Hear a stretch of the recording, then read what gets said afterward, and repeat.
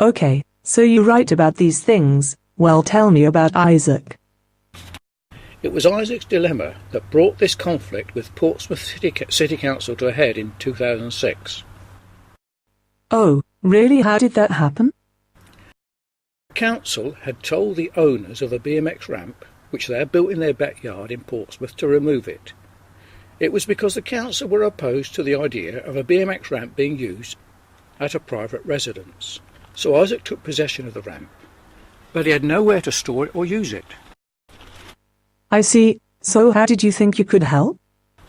Great Salters Quay was the ideal spot to bring the Redeemer and moor her there, also to install a BMX ramp and like a skate park. Although we had not brought the ship to the UK, this piece of derelict land jutted out like a peninsula into Langstone Harbour. It was an ideal spot for a BMX ramp site. Oh really? So how and what did you do to help Isaac out with his BMX ramp? It took a lot of work. It took a lot of work and planning. There were no records anywhere as to who owned the land, and no council tax records were with the council. It was established that the land in September 2003 was unregistered land, in spite of the fact that Portsmouth was a compulsory registered district, which meant any transfer of land must be registered with the land registry in Portsmouth.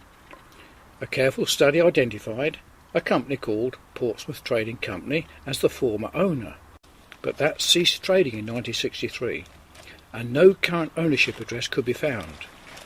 It was concluded that the former owner had died and the land left derelict.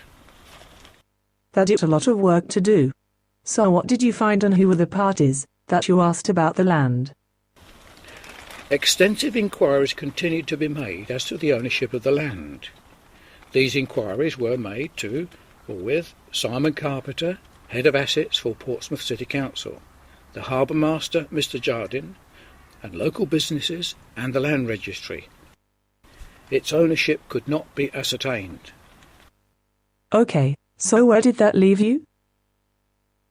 I informed Simon Carpenter of our interest in the land in 2003 and gave him a copy of my book, my more recent book, Trojan Warriors, which outlined some of the work we were doing in the Philippines and our proposals to bring the ship the Redeemer to Portsmouth and moor her at Great Salters Quay.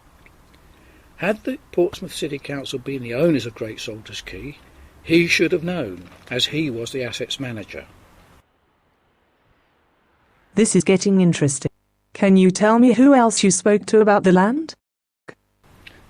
I also informed the Harbour Master at Langstone Harbour of our proposals. Simon Carpenter acknowledged at that time he did not know who was the owner of the land. So what did you conclude? It was concluded that the former landowner had died and that